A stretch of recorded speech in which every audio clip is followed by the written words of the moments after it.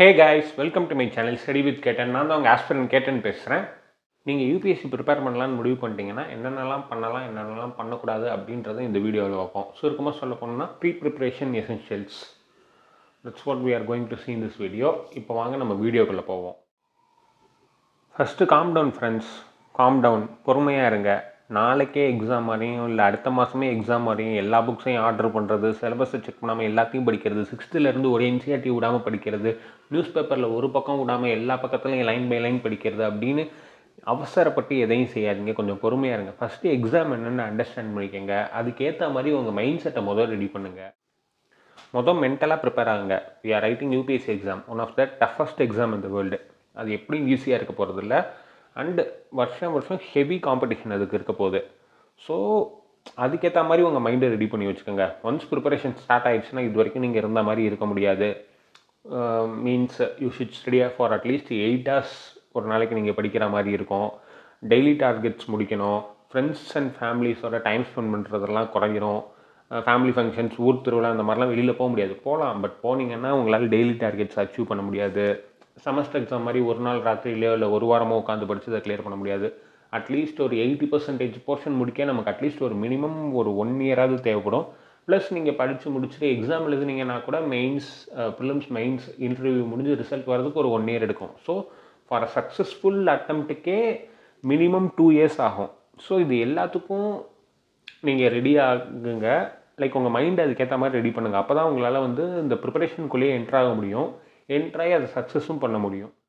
சிலபஸை ஃபுல்லாக இப்போ ரீட் பண்ணுங்கள். சிலபஸ் ரொம்ப முக்கியம். ஏன்னா சிலபஸ் உங்களுக்கு புரிஞ்சால் தான் என்ன படிக்கணும், எதில் படிக்கணும், எப்படி படிக்கணும், எவ்வளோ படிக்கணும்னு எல்லாமே உங்களுக்கு தெரியும். ஸோ பொறுமையாக சிலபஸை புரிஞ்சுக்க ட்ரை பண்ணுங்கள். சிலபஸை கம்ப்ளீட்டாக ஸ்டடி பண்ணுங்கள்.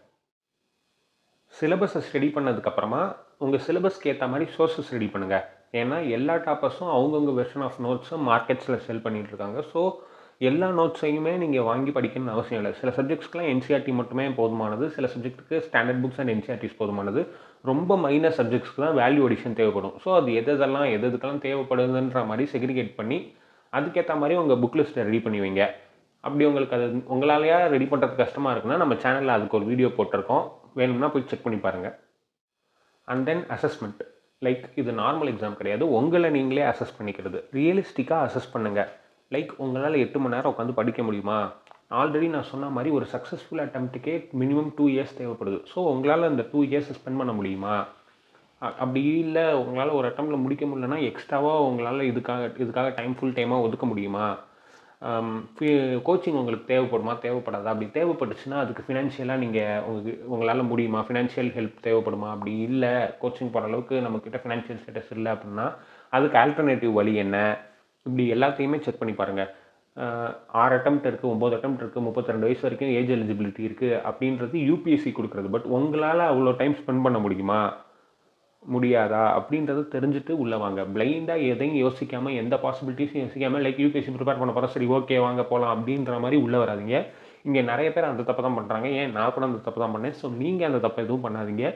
உள்ளே வர்றதுக்கு முன்னாடியே எல்லா அவுட்கம்ஸையும் திங்க் பண்ணிட்டு உள்ளே வாங்க. இது எல்லாத்தையும் அசஸ் பண்ணிவிட்டு நீங்கள் யூபிஎஸ்சிக்குள்ளே என்ட்ராக போகிறீங்கன்னா நீங்கள் படிக்கிறதுக்கான ஒரு ஸ்ட்ராட்டஜியை க்ரியேட் பண்ணுங்கள். ஒரு 1 yearக்கு பிளான், ஒரு அவுட்லைன் மாதிரி போடுங்க.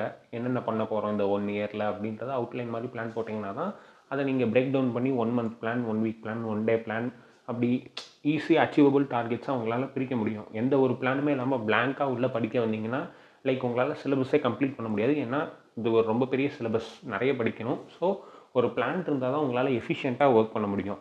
அப்படி ஒரு பிளான் எப்படி ரெடி பண்ணணும் அப்படின்னு தெரிலனா நம்ம சேனல்லே அந்த வீடியோ போட்டிருக்கேன், வேணும்னா நீங்கள் செக் பண்ணி பார்த்துட்டு அதை உங்களுக்கு ஏற்ற மாதிரி சேஞ்ச் பண்ணிக்கோங்க. லைக் நீங்கள் இந்த வீடியோ செக் பண்ணுறீங்கன்னா இந்நேரம் நீங்கள் யூடியூப்பில் யூபிஎஸ்சி ரிலேட்டடாக எல்லா வீடியோவும் பார்த்துருப்பீங்க. பார்த்து முடிச்சுட்டு கடைசியாக தான் என் சேனலில் இருக்க வீடியோ வந்திருக்கும். லைக் அந்த மாதிரி தான் சஜஸ்ட் ஆகிருக்கும்.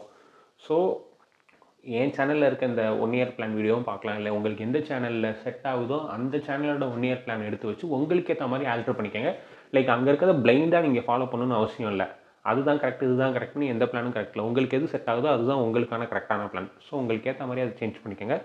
ஒன்ஸ் நீங்கள் ஒரு பிளான் மேக் பண்ணி அதை ஃபாலோ பண்ண ஆரம்பிச்சிட்டிங்கன்னா அதை அடிக்கடி சேஞ்ச் பண்ண வேணாம். அந்த ஒரே பிளானில் ஸ்டிக் ஆகுங்க. லைக் அது உங்களுக்கு செட் ஆகலைன்னா சின்ன சின்ன சேஞ்சஸ் பண்ணி பாருங்கள்.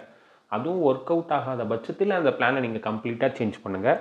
அடிக்கடி பிளான் சேஞ்ச் பண்ணிங்கன்னா உங்கள் ஃப்ளோவில் ஒரு டிஸ்டர்ப் ஆகும். ஸோ அதுக்கேற்ற மாதிரி உங்களால் ஃபாலோ பண்ண முடிகிற மாதிரி ஒரு பிளானை மேக் பண்ணுங்கள். பிளைண்டாக லைக் எப்படி சொல்கிறது, இன்றைக்கி இந்த புக்கு முடிக்கிறோம், நாளைக்கு அந்த புக்கு முடிக்கிறோம் அப்படின்ற மாதிரி பிளான் போடாமல் உங்களால் எவ்வளோ படிக்க முடியுமோ அதுக்கேற்ற மாதிரி லைக் உங்களால் 10 to 15 பேஜஸ் தான் படிக்க முடியும்னா அதுக்கேற்ற மாதிரி பிரித்து பார்த்து நீங்கள் போடுங்க. பிளானை போட்டு ஒரு 1 இயருக்கான பிளானை ஃபார்முலேட் பண்ணுங்கள். லைக் ஒரு ஃபுல் போர்ஷன் நீங்கள் முடிக்கிறதுக்கான பிளானை. அப்போ தான் மிக்ஸ் அண்ட் மேட்ச் பண்ணி உங்களால் அட்லீஸ்ட் ஒரு 80% ஆஃப் தி போர்ஷனையாவது கம்ப்ளீட் பண்ண முடியும். லைக் 1 இயர் முடியும் போது. ஃபைனலாக பிளான் பி கைஸ். நம்ம சேனலில் அட்வைஸாக சொல்கிறது, இன்சிஸ்ட் பண்ணுறது, ப்ரீச் பண்ணுறது, ஏன் நான் ஃபாலோ பண்ணுறது கூட இதுதான். Have a plan B. First 1 or 2 attempts வந்து ஃபுல் டைமாக கொடுங்க. அடுத்த அட்டம்ப்ட்லேருந்து நீங்கள் வந்து ஒரு வேலைக்கு போயிட்டே கொடுங்க. ஏன்னா வருஷம் மோர் தென் 5 lakh + சீரியஸ் ஆஸ்பிரன்ட்ஸ் இந்த எக்ஸாமை கொடுக்குறாங்க. பட் போஸ்டிங் வரதோ ஒன்லி 1000 மெம்பர்ஸ்க்கு தான். ஸோ அந்த போஸ்டிங்கில் நீங்கள் வந்துட்டிங்கன்னா, அந்த 1000 பேரில் ஒரு ஆளாக நீங்கள் வந்துட்டிங்கன்னா எந்த பிரச்சனையும் இல்லை. பட் 1000 பேரில் ஒரு ஆளாக வரலன்னா இதையே நம்ம ஸ்டிக் ஆன் பண்ணிட்டு வாழ்க்கை முழுக்க இதே எடுத்துகிட்டு ஓட முடியாது. நம்மளோட ப்ரிஷியஸ் இந்த 2020s வந்து நம்மளால் இதில் வேஸ்ட் பண்ணிட்டு இருக்க முடியாது.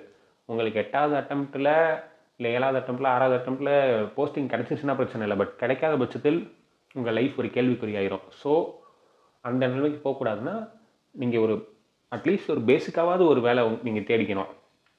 தேடிட்டு சைடில் ஒர்க்கிங் அஸ்பிரண்ட்டாக நீங்கள் எல்லா அட்டம்ப்டையும் கொடுங்க. அதனால ஒரு பிரச்சனையும் கிடையாது. ஃபார் எக்ஸாம்பிள் நீங்கள் வந்து பிளான் பி வந்து ஒரு இன்ஜினியரிங் படிச்சிருக்கீங்க, ஒரு ஐடி கம்பெனிக்கு வேலைக்கு போகிற மாதிரி இருக்கீங்கன்னா, காலேஜ் முடிஞ்சோடனே நீங்கள் யூபிஎஸ்சி எழுத வந்திருந்தீங்கன்னா ஒரு 2 years வரைக்கும் நீங்கள் ஃப்ரெஷர் கேட்டகரியில் இருப்பீங்க. ஸோ 2 yearsக்கு அப்புறம் போய் நீங்கள் வேலை தேடினா கூட உங்களுக்கு மோஸ்ட்லி ஈஸியாக வேலை கிடைக்கும். ஸ்கில் இருந்தால் போதும். அது நீங்கள் இப்போயே படிக்க ஆரம்பிக்கணும்னு இல்லை. ஃபஸ்ட் அட்டம் நீங்கள் எந்த ஒரு யோசனையும் இல்லாமல் பியூர்லி யூபிஎஸ்சி ரிலேட்டடாக மட்டும் கொடுத்து முடிச்சுட்டு ஃபஸ்ட் அட்டம் கிளியர் ஆகாத பட்சத்தில் செகண்ட் அட்டம் கொடுக்கும்போது சைடில் ஒரு டெய்லி கூட வேணாம், கொஞ்சம் அப்பப்போ அந்த நீங்கள் போகிற வேலைக்கு ரிலேட்டட் ஸ்கில்லை டெவலப் பண்ணிக்கோங்க. அப்படி இல்லை அப்படின்னா நீங்கள் ஏதோ ஸ்டேட் பிஎஸ்சி எக்ஸாம் எழுதுறீங்க அப்படின்னா அந்த எக்ஸாமுக்கான ப்ரிப்பரேஷனையும் சைட் பை சைட் பண்ணுங்கள். எல்லாமே வந்து 1 or 2 attempts நீங்கள் ஃபுல் டைமாக பர்டிகுலர்லி யூபிஎஸ்சி ஃபோக்கஸ்டாக கொடுத்துட்டு அதுக்கப்புறமா ஆரம்பிங்க. பட் நீங்கள் என்ன பண்ண போகிறீங்க அப்படின்றத முன்னாடியே டிசைட் பண்ணி வச்சுக்கோங்க. ஏன்னா 2 வருஷம் முடிச்சதுக்கப்புறம் நீங்கள் அதை யோசிச்சிங்க அப்படின்னா அது உங்களுக்கு பெரிய தலைவலி. ப்ளஸ் நீங்கள் ப்ரிப்பேர் பண்ணிக்கிட்டு இருக்கும்போது அப்பப்போ உங்களுக்கு மோட்டிவேஷன் டவுன் ஆகும். அந்த டயத்தில் இதெல்லாம் உங்களுக்கு ஒரு எக்ஸ்ட்ரா ஒரு டிமோட்டிவேட்டிங்காக அமையும். லைக் நம்ம கிளியர் பண்ணலன்னா என்னடா பண்ணுறது, நம்ம லைஃப் எப்படி ஆகும் அப்படின்ற மாதிரி பயங்கள்லாம் நீங்கள் ப்ரிப்பேர் பண்ணுற டயத்தில் கண்டிப்பாக வரும். அந்த டயத்தில் ஒன்றும் பிரச்சனை இல்லை, நமக்கு ஒரு பிளான் பி இருக்குது. ஸோ இப்போ அதை பற்றி நம்ம யோசிக்காமல் இப்போ நம்ம ப்ரிப்பரேஷனை மட்டும் ஃபோக்கஸ் பண்ணலாம் அப்படின்ற அளவுக்கு உங்களுக்கு அது ஒரு எக்ஸ்ட்ரா ஒரு தைரியத்தை கொடுக்கும். ஸோ அதுக்காகவும் நீங்கள் பிளான் பியை ரெடி பண்ணி வச்சுக்கோங்க. அதுக்காக நீங்கள் ஃபஸ்ட் அட்டம்ப்ட்லேயே பிளான் பிக்காகவும் ஒர்க் பண்ண தேவையில்லை. பியூர்லி யூபிஎஸ்சி ரிலேட்டடாக ஒர்க் பண்ணிட்டு கிளியர் ஆகாத பட்சத்தில் அதுக்கப்புறம் நீங்கள் பிளான் பிக்காக ஒர்க் பண்ண ஆரம்பிக்கலாம். ஃபைனலி ப்ரிப்பரேஷன் ஸ்டார்ட் பண்ண போகிறீங்கன்னா welcome to the world of UPSC guys. All the best guys. First அட்டம்ப்ட்லேயே கிளியர் பண்ணிட்டு ஓடிடுங்க. ரொம்ப நாள் இதை வச்சுட்டு சுற்றிட்டு இருக்காதீங்க. தென் உங்களுக்கு தான் ஓவராக ஸ்ட்ரெஸ் ஆகும். அப்படி 2-3 அட்டம்ப்ட் எடுக்கிற மாதிரி இருந்துச்சுன்னா வேலைக்கு போயிட்டே எழுதுங்க. அதுதான் என்னோடய அட்வைஸ், என்னோடய சஜஷன் எல்லாமே. That's all guys. தேங்க்யூ. வேறு எதனா வீடியோ போகணுன்னா கமெண்ட் பண்ணுங்கள், நான் அதுக்கும் கூட வீடியோ மேக் பண்ணுறேன். எதனா டவுட்ஸ்னால் இன்ஸ்டாவில் மெசேஜ் பண்ணுங்கள், நான் ரிப்ளை பண்ணுவேன். காமெண்ட்டில் கூட நீங்கள் பண்ணலாம், நான் ரிப்ளை பண்ணுறேன். பாய்.